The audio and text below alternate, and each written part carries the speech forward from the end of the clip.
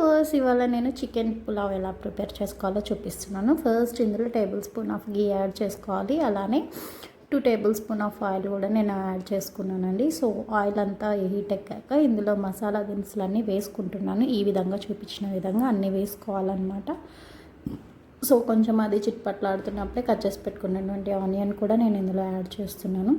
So onion కొంచెం pinkish అయినాక నేను ఇందులో పచ్చిమిర్చి యాడ్ చేస్తాను. సో సాజీరా మర్చిపోయాను, అందుకే ఇప్పుడు సాజీరా కూడా యాడ్ చేస్తున్నా.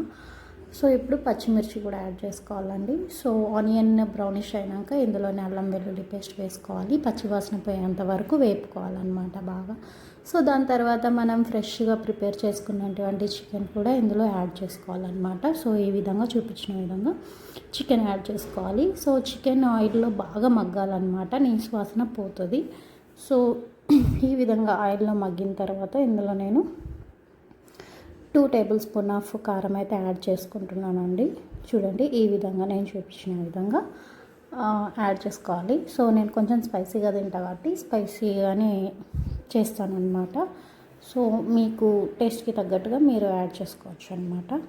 సో తర్వాత నేను ఇందులో సాల్ట్ యాడ్ చేసుకుంటున్నానండి. సో టేస్ట్కి సరిపడా సాల్ట్ అయితే యాడ్ చేసుకోవాలి. సో కన్సిస్టెన్సీని బట్టి మీరు కూడా మీకు నచ్చినట్టు యాడ్ చేసుకోవచ్చు. ఇందులో ధనియా పౌడర్ యాడ్ చేస్తున్నా, తర్వాత జీరా పౌడర్ యాడ్ చేస్తున్నానండి. Table spoon of jeera powder add చేశాక ఇందులోనే గరం మసాలా కూడా నేను యాడ్ చేస్తున్నాను. తర్వాత బాగా కలిదిప్పుకోవాలన్నమాట. మంచిగా కలిదిప్పుకొని మూత పెట్టేసుకోవాలి. నాకు 15 మినిట్స్లో సో ఈ విధంగా అయిపోయిందనమాట కోడి పులావ్. తర్వాత మూత పెట్టేసుకొని ఒక 15 మినిట్స్ అలా మొత్తం ముక్కకి కారం అంతా పట్టాలన్నమాట. మసాలా అంతా పట్టినాక ఇందులోనే నేను కట్ చేసి పెట్టుకున్నటువంటి పుదీనా కొత్తిమీర కూడా యాడ్ చేసుకుంటున్నాను. సో దీని తర్వాత నేను కాసేపు మళ్ళీ లిడ్ పెట్టి తర్వాత కాస్త మగ్గనిస్తున్నాను అన్నమాట. సో ఆయిల్లో సన్నని మంట మీద మగ్గనిస్తే మంచిగా ముక్కకి అంత పడుతుంది అన్నమాట. ఇప్పుడు నేను ఇందులో పెరుగు కూడా యాడ్ చేస్తున్నానండి. సో ఈ విధంగా 400 ml ఆఫ్ పెరుగు అయితే యాడ్ చేశాను ఇందులో. సో నేను కిలో చికెన్ తీసుకున్నాను అనమాట. కిలో చికెన్కి మేము ఆల్మోస్ట్ ఒక 4 మెంబర్స్ దాకా సరిపడా రైస్ అయితే నేను తీసుకున్నాను అనమాట. సో నేను 2 గ్లాస్ ఆఫ్ రైస్ అయితే నానబెట్టుకున్నాను అనమాట.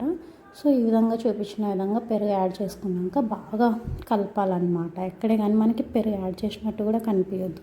తర్వాత నేను లిడ్ పెట్టుకొని తీసేసుకున్నాక కాసేపటికి ఇట్లా ఆయిల్ పైకి తేలుతుంది అనమాట. ఆయిల్ పైకి తేలుతుంటే సో ఆల్మోస్ట్ ఇది ఉడికినట్టు అర్థము. తర్వాత నేను ఇందులో 2 గ్లాస్ ఆఫ్ రైస్కి 4 గ్లాస్ ఆఫ్ వాటర్ యాడ్ చేస్తున్నానండి.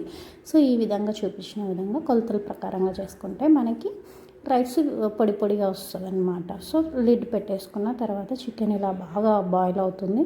నేను అదే టైంలోనే పెట్టుకున్నటువంటి నార్మల్ రైస్ యాడ్ చేశాను, బాస్మతి ఏం యాడ్ చేయలేదు. సో ఈ విధంగా రైస్ కూడా యాడ్ చేసేసుకోవాలి.